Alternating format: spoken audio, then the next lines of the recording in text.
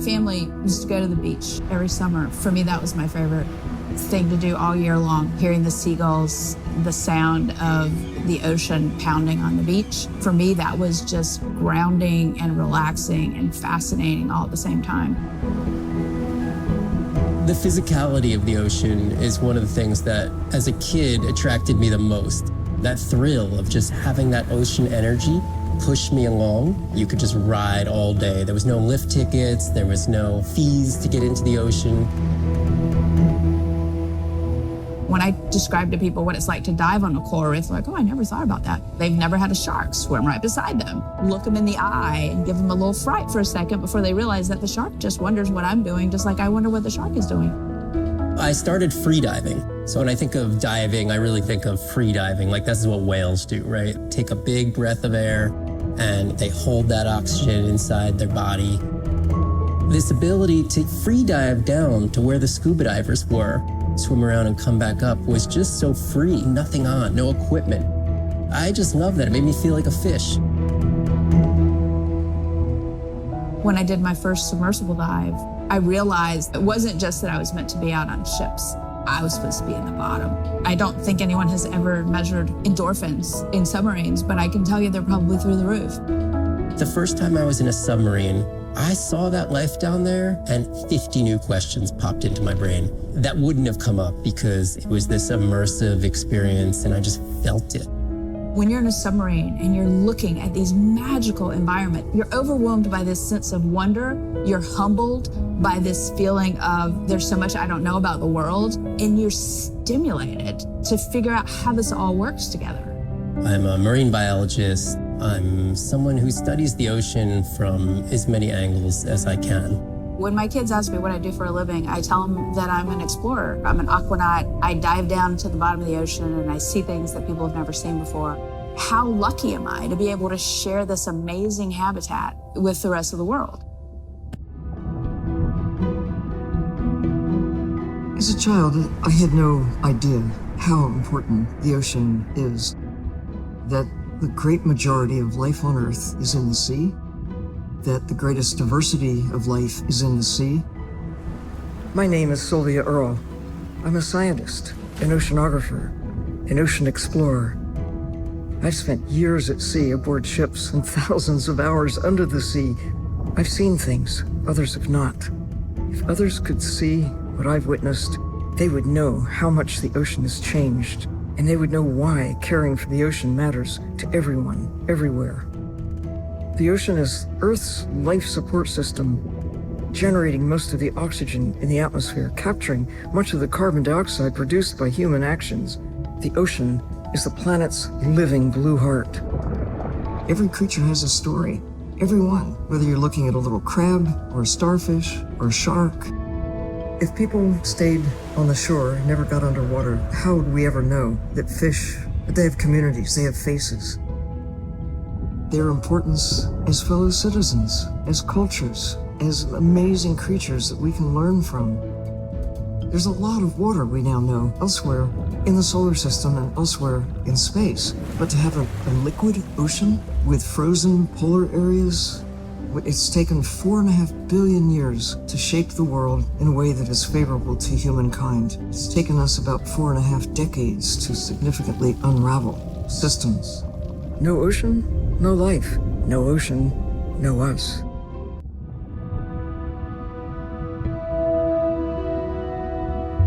My name is Shane Garrow, and I'm the founder of the Dominica Sperm Whale Project. I've been following the lives of sperm whale families in the Caribbean Sea based off the beautiful nature island of Dominica. I've had the sort of greatest honor to spend thousands of hours in the company of the sperm whale families. And over the last 15 years, we've come to know 30 different families. We know about 10 of those personally. My research focuses mostly on the connection between these families' lives and what they say to each other, and how they succeed in the ocean by living in these small families. They live these rich and complex lives in part of the ocean that we find difficult to even explore. Sperm whale society is matrilineal, meaning it's grandmothers and daughters that will live together for life. The young males live in the family until they're about teenagers, and then they go on this sort of open ocean wander for about 15 to 20 years before they are breeding age. But females will stay together for life. They communally raise and defend their babies, and they live in this sort of community of neighboring families just like we do. Behavior is what you do, but culture is how you've learned to do it. In the same way that we're all humans, but some of us eat with chopsticks and some of us eat with a fork. We're all still eating, but how we've learned to eat is importantly different. The secret for how these animals are surviving are these traditional behaviors, and that's why every calf counts. Every female calf is critically important, and each one of those that we lose so much potential. I think one thing that my research has shown is that our lives are really similar. The values that we have in our families, love your mom, be a good neighbor, learn from your grandmother's experience. And ultimately, life is about the quality of the relationships that you build with those around you, whether you're a whale or not. The secrets that my grandmother learned are helping me to survive now. Ensuring that these grandmothers survive to be grandmothers to share their stories, and ensuring that these babies live long enough to learn them is what's going to enable these animals to be around for a long time.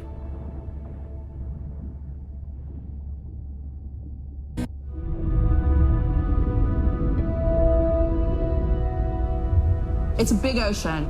You got to be able to see what's worth spending your time on. When I'm down there in a submarine and I'm seeing all these animals, it's always about which one of these is new, which one of these has not been seen before to science. Why did these animals come here as opposed to there, and where are they going? There are really tangible things that we can do now to start answering some of these questions, but as the technology develops, we can become more and more and more and more sophisticated. Technology is emerging on all fronts. We're using all this side-scan sonar and hydrophones to map things out. We can use these sound underwater surveillance systems to actually track whales and see them move all around the ocean. There's a new field called environmental DNA, where you just look at the sloughed off cells that are in the water to know who is there. Oh, the whale shark was just here. Can we follow it? And you sniff the trail of the whale shark's DNA. How am I going to understand a shark if I'm thinking like an old world primate? We're totally different. It took me several years to look at the eyes, to look at the hardware, to measure the light, and to build the camera so we could get all these hints into how that shark might be seeing the world. It's like a detective story.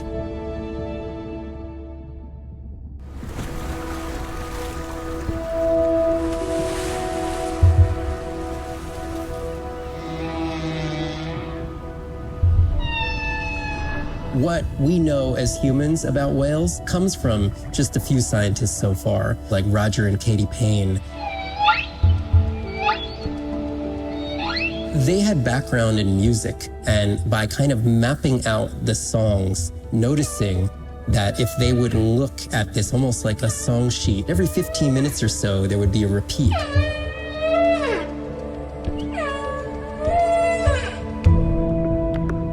Only male humpbacks sing, but the function of their song is still mysterious. The general belief is that whale songs serve the same purposes that bird songs do, as ways for males to advertise for mates and to challenge rivals. But why they change their songs is still unknown. Taking that information from whales and passing that to us humans was one of the most transformative pieces of narrative to feed the Save the Whale movement and maybe save some whales from extinction. These animals are sharing this world that might have been millions of years going on in their world, and suddenly, for the first time, we, as humans, are tuning in.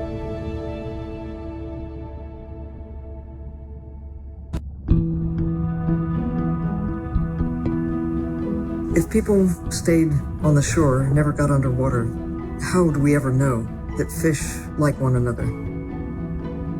When you see fish interact with other creatures, like the octopus and the grouper, who go fishing together, they communicate in ways that We don't know what they're saying, but they know what they're saying. They've been on the Earth for hundreds of millions of years. They've had a long time to figure out these close relationships. Sharks actually might prey on dolphins in a natural setting, but when they are presented with a bait ball, then they work together for this common goal to feed on the fish. We had very large bait balls spread over probably half the size of a football field. We had mobula, we had dolphins. The bait was shifting everywhere, animals were coming in, moving out, just moving so quickly. So we have some orcas around the bowl and also under. So everybody works together as a team, herding the fish. Males, female, everybody is doing this, and they will eventually share the stunned fish afterwards, which is pretty amazing to see. There is no competition. So everybody's working together and everybody is sharing the prey afterwards. It really takes a long time of being in there, watching the same species of fish to figure out these really interesting things that they're doing. So I think that there's probably a lot of really interesting behaviours out there that we haven't even discovered yet.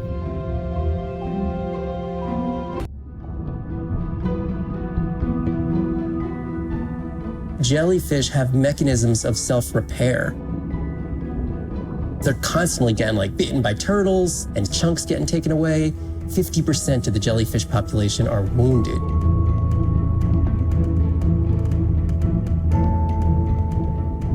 So they've gone through 500 million years living, persisting in the ocean in simplicity, and they've come up with some remarkable ways of living. There's something called the immortal jellyfish and how they age, aging in reverse, which we're just beginning to understand, where they get old and then degenerate back into a youth again. In understanding the gene pathways and how this happens, this could look at, humans. We don't have this capacity to age in reverse. It's like Benjamin Button, and it's here.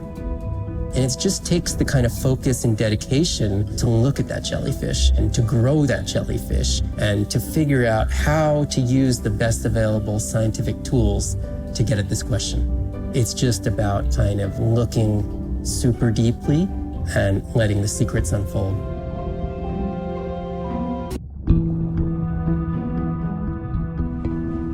The energy from our star flies through the universe, through our atmosphere, and hits us at the ground. But now, when we go underwater, the ocean properties of water are like pure blue filter. So it's gonna filter out all these other wavelengths except blue. As you go down further, it's primarily blue, blue, blue till 700 meters. And at that level, there's still faint photons of sunlight in the blue range. And we call this the twilight zone. And there, animals are still perceiving a tiny little bit of our sun's energy. Below this, it's gone 24/7 darkness. It turns out that there's a ton of color vision down in the deep. So it's like they're making enough light down there to be able to be satisfying all the eyes of the deep sea creatures. So it's not this totally dark world down there. It's still light. It's just the animals are making the light rather than the sun. We've designed all this technology to kind of satisfy our visual hardware. As I started looking at other animals, they have totally different hardware. And I've been looking at everything through these silly little primate eyes. We have to overcome our humanness to jump behind the world of a shark or another creature and see the world from their perspective.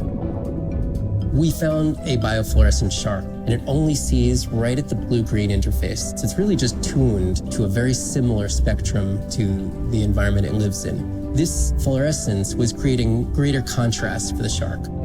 It's like this endless well of information. We're at the very tip of the iceberg.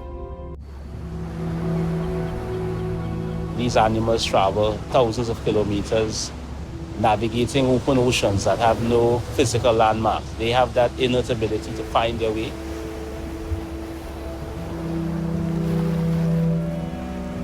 They're only sharing our beach for a short point in time, but they need protection because man has brought an ancient species to near extinction. I got involved at a time when hostilities were very real. People came with guns and machetes to poach a turtle. We would protect these animals at all costs. Because on the high tides, when the tide comes up, this area here will be flooded, right? So when the sea turtle lays her egg, the nest requires a constant temperature. And if we recognize that this nest is in a real bad spot, we choose a spot further inland on the beach that's stable, and then we would evaluate if the eggs were able to hatch because of us moving them. And in both cases, we're always right. So as the villagers began to benefit from the tourism that turtle conservation was creating, they saw that the turtle was worth more to them alive than dead. The children really love sea turtles. We educate them, but we involve them. And by so doing, we get them to a level of interest where they want to become actively involved. When we first started this conservation work, we would encounter at the height of the nesting season 30, 40 turtles. Now we encounter over 500. That's significant. Some people argue, well, that's nature. Leave them. Why protect them? Remember, humans have to intervene sometimes to help nature keep existing.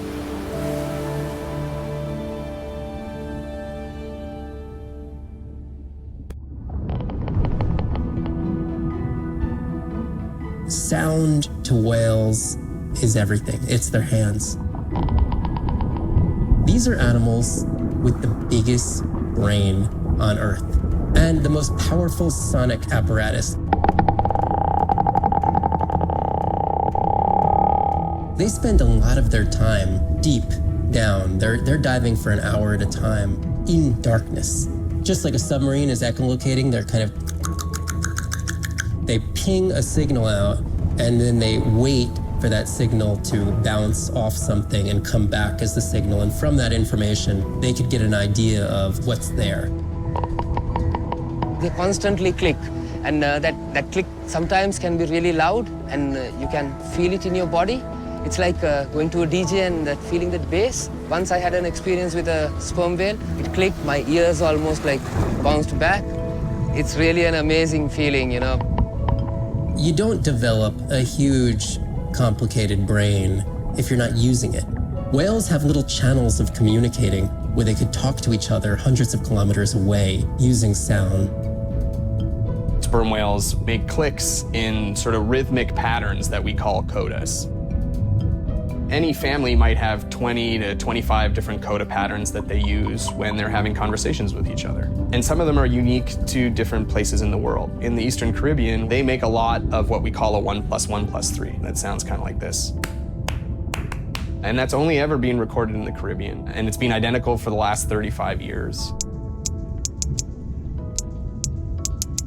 These are really different ways of life that are being labeled by these coda patterns. In the same way that human language is kind of a shorthand for where you come from. You can make a lot of missteps when traveling simply by speaking incorrectly or introducing yourself differently. Do you hug? Do you shake hands? Do you bow?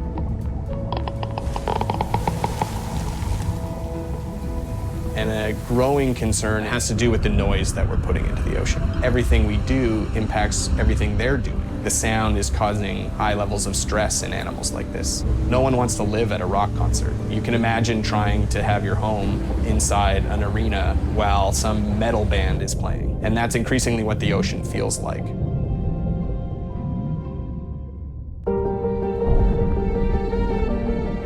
Brine pools are amazing habitat. It's a lake on the bottom of the ocean. And it's this surreal seascape. Chemically, each one of them is unique. These brines undoubtedly contain bacteria, archaea, and viruses that are unknown to science. We know that they're incredibly rich in undescribed life forms. They have the perfect cocktail, the perfect recipe for life. These sites aren't just salty, they can be violent, characterized by eruptions and incredibly unstable conditions. So to live in them, you have to not only be hardy, but you have to be able to endure constantly changing conditions because not one day is the same. The organisms that live there, they undergo a constant biological warfare with each other to dominate the environment, to survive in the system. The biochemicals that they produce to do that biological warfare are applicable to curing diseases like cancer, Alzheimer's. They produce antibiotics and antivirals that can also be used to improve human health. And we drop targets as we go, so we know exactly where we sample. Exploring these habitats is absolutely necessary because the metabolic potential there has the capacity to change the way we think about medicine, to change the way we think about antibiotics, based on our knowledge that we gain from studying these incredible environments in the deep sea.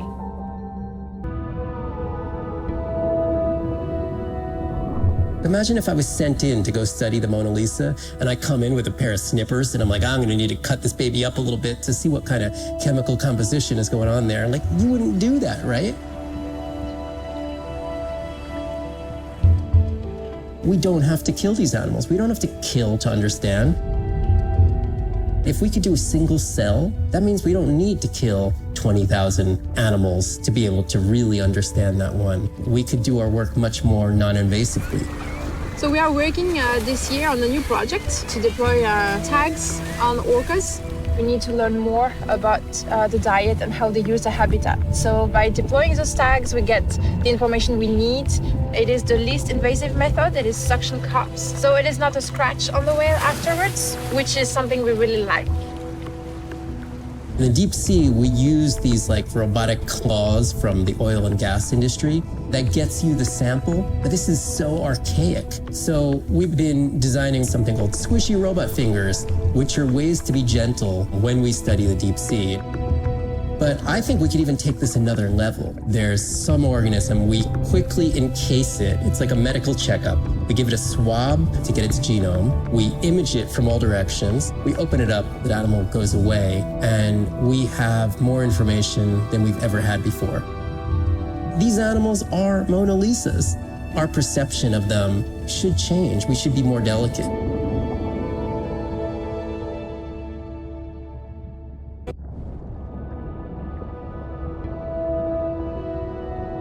Hydrothermal vents are located on the seabed, often in deep water, but sometimes in shallower water. And they form in areas where new oceanic crust is being formed. You can have 400-degree water here and 2-degree water over here. It's an accelerometer for chemistry, and you can form organic compounds in the absence of biology.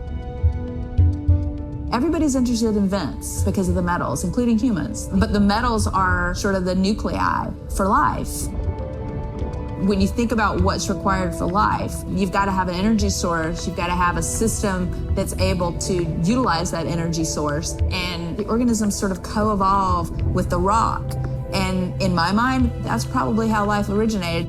There are reservoirs of precious metals in the deep sea, and we do have societal needs for precious metals. It's very short-sighted and dangerous to exploit resources in ecosystems that we don't truly understand how those ecosystems function. Deep sea mining is when people go out and extract minerals from the seafloor.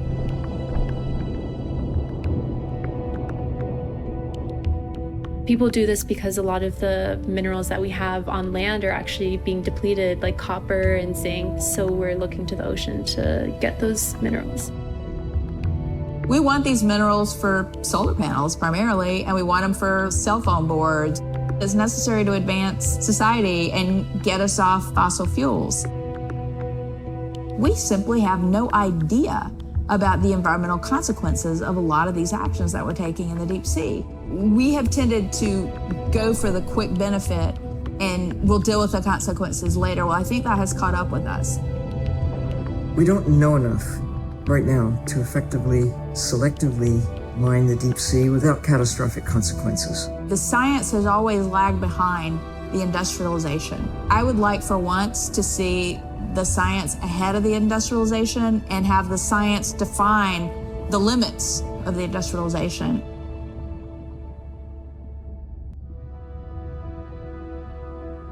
I study things that are beyond their wildest imaginations, and that I see things that are brand new to science and to people and to humanity every day. I'm at home in these kinds of environments. It's funny, I'm more comfortable here than I probably am on the outside. It wasn't just that I was meant to be out on ships. I was supposed to be in the bottom. I was supposed to be in the deep water. I was supposed to be doing those things that nobody had ever done before. It completes who I am. Being a deep sea scientist, it does require sacrifice. I mean, we're away from our families for weeks on end, sometimes months on end. It's a constant struggle because you miss parts of your kid's life. My oldest daughter was about to turn 3 when the oil spill happened in 2010. I was at sea a lot. So between 27 months and 36 months, I was gone probably more than I was there. When I came home after a 5-week stint in the Gulf, she came running up to me in the airport. She had transitioned from a toddler to a little girl, and the little girl was gone, and there was this other person there. And you don't ever get that back. It was a decision. I was just like, okay, I'm gonna miss transformations, I'm gonna miss really important things. Is it worth it? I had talked to her class about the ocean, and one of her friends said something to her, and she responded, you know, my mommy, she's the ocean doctor. The ocean is sick, and she's trying to make it better. She couldn't even say important. She's like, it's really important. But she understands that it's an important job. Every time before I leave, I say, my most important job on this planet is being your mother. But this is part of me too.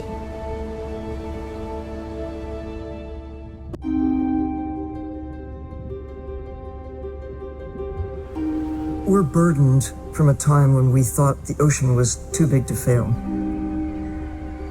You can't take anything for granted. Even though the ocean is so big, it is sensitive.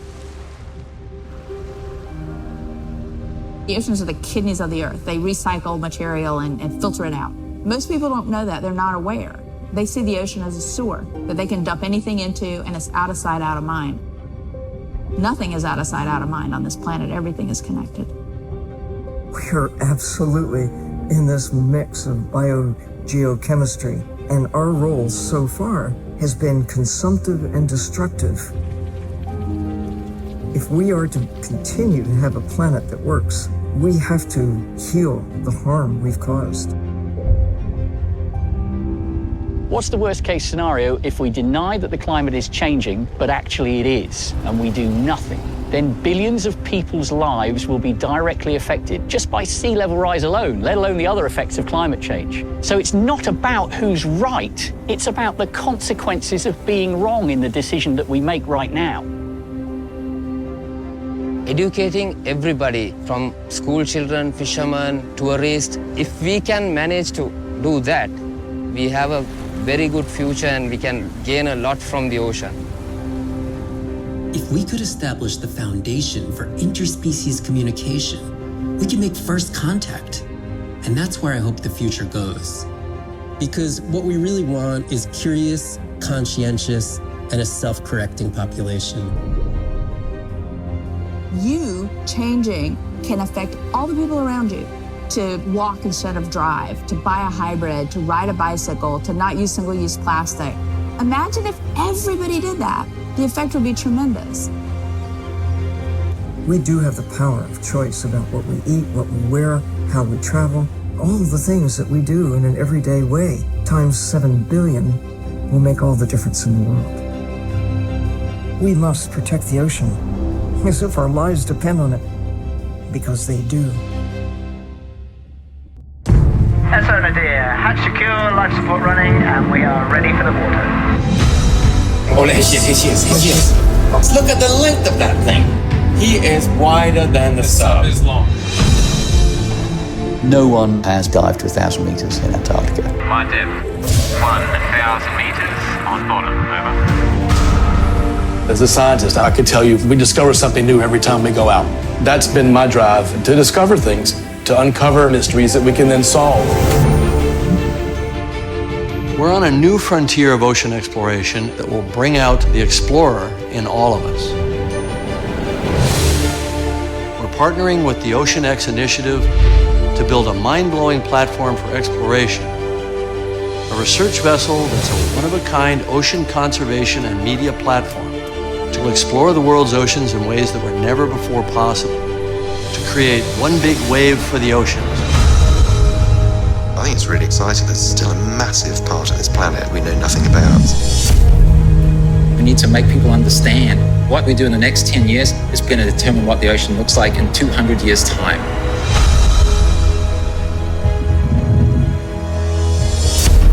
Audiences glued to Blue Planet 2 have been starkly reminded of the problems of plastics pollution. 50 years ago, Jacques Cousteau and the Calypso managed to capture our imagination. Somehow we lost that moment. We have to get back that personal connection to the sea. The greatest era of exploration is still ahead of us. Exploring the ocean can help provide a piece to the big puzzle.